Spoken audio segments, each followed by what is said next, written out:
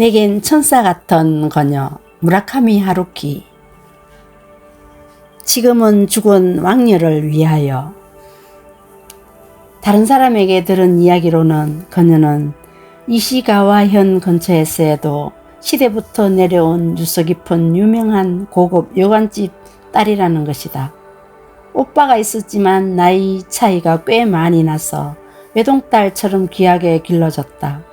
성적도 최상위였고 게다가 예뻤기 때문에 학교에서는 항상 선생님에게 귀여움을 독차지했고 친구들한테는 좀 특별한 존재였던 것 같다.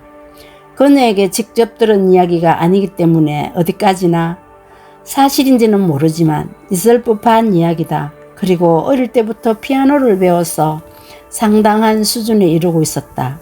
나는 딱 한 번 그녀의 피아노 연주를 들은 적이 있다. 그다지 음악에 정통하지 않았기 때문에 연주의 감정적인 깊이 같은 것은 판단하기 어려웠지만 음의 터치는 놀랄 만큼 예민했고 적어도 음표는 틀리지 않았다. 그래서 주위 사람들은 당연히 그녀가 음악대학에 들어가서 피아니스트의 길을 것이라고 생각했는데 그녀는 쉽게 피아노를 버리고 미술대학에 입학했다. 그리고 패션 디자인과 염색 공부를 시작했다. 그것은 그녀에게 미저의 분야였지만 어릴 때부터 옛날 옷에 둘러싸여 자란 환경 덕에 경험적인 감각을 발휘해 눈에 띌 정도로 재능을 펼쳤다. 그녀는 무슨 일을 하더라도 평균치 이상으로 해치우는 타입이었다. 스키나 요트나 수영이나 무엇을 해도 그녀는 능숙했다.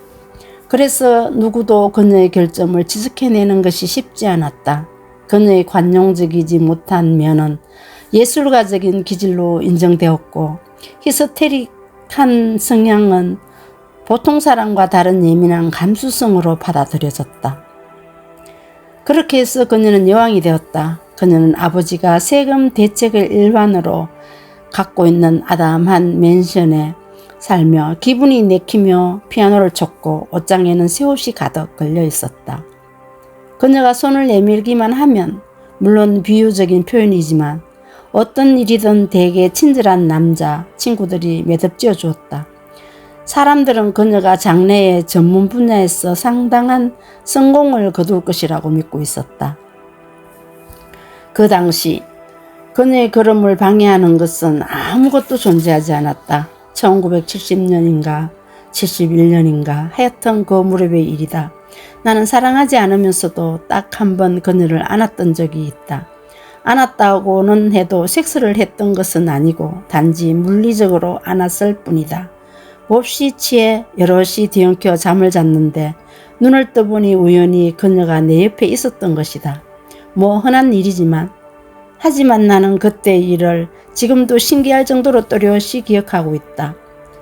내가 잠을 깬 것은 밤 3시로 언뜻 옆을 보니까 그녀는 나와 같은 담요를 덮고 기분 좋게 새경거리며 자고 있었다.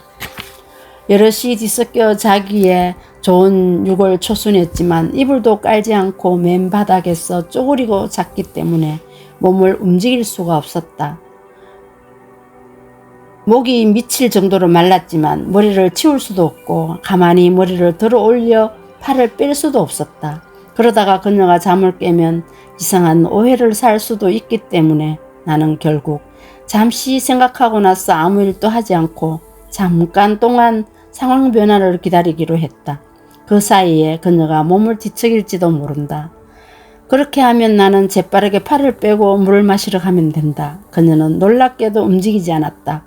내 쪽으로 얼굴을 향하고 규칙적인 호흡을 반복할 뿐이었다. 내 셔츠의 소매는 그녀의 숨결 때문에 따뜻하게 젖었고 간지러우면서도 묘한 느낌이 들었다. 15분이나 20분 정도 그대로 기다려야 했다. 하지만 그녀는 꼼짝도 하지 않았다. 결국 나는 물을 마시는 것을 단념했다. 갈증은 견딜 수 없었지만 지금 물을 마시지 않는다고 해서 죽는 것도 아니다. 나는 왼팔이 움직이지 않게 주의하면서 고개를 돌려 머리맡에 굴러다니는 누군가의 담배와 라이트를 찾아내서 오른손을 뻗어 끌어당겼다. 담배를 피우면 더욱 목이 마르다는 것을 잘 알면서도 한 개비를 빼어 물었다. 하지만 실제로 담배를 다 피우고 그 꽁초를 손 가까이에 있는 빈 맥주병에 집어넣고 나자 이상하게 갈증은 담배를 피우기 전보다 훨씬 줄어들었다. 그래서 나는 한숨을 쉬고 눈을 감고 다시 한번 잠을 자려고 노력했다.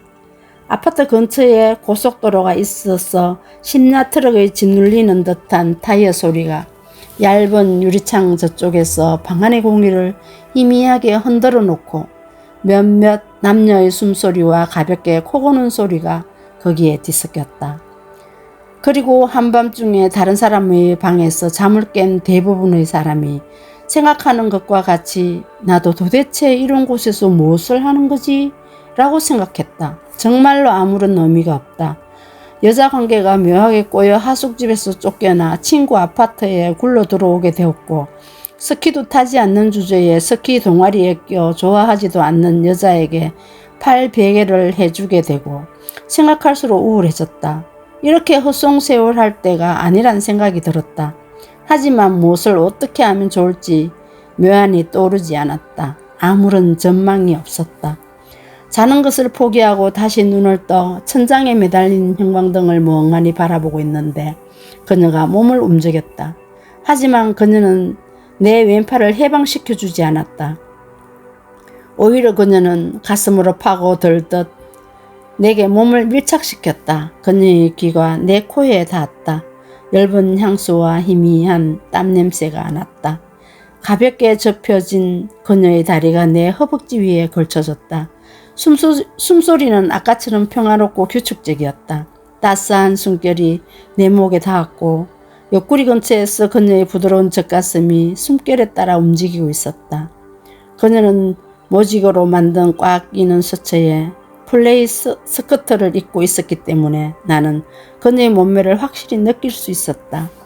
정말 묘한 상황이었다. 그것이 다른 경우였다면, 즉 상대가 다른 여자였다면 나도 그런 상황을 충분히 즐겼을 것이다. 하지만 상대가 그녀였기 때문에 나는 매우 혼란스러웠다. 솔직히 말해서 그런 상황에서 도대체 어떻게 대처해야 좋을지 난감하기 그지없었다. 아무리 해도 내가 처해 있는 어처구니 없는 상황을 탈출할 방법이 없는 것 같이 느껴졌다.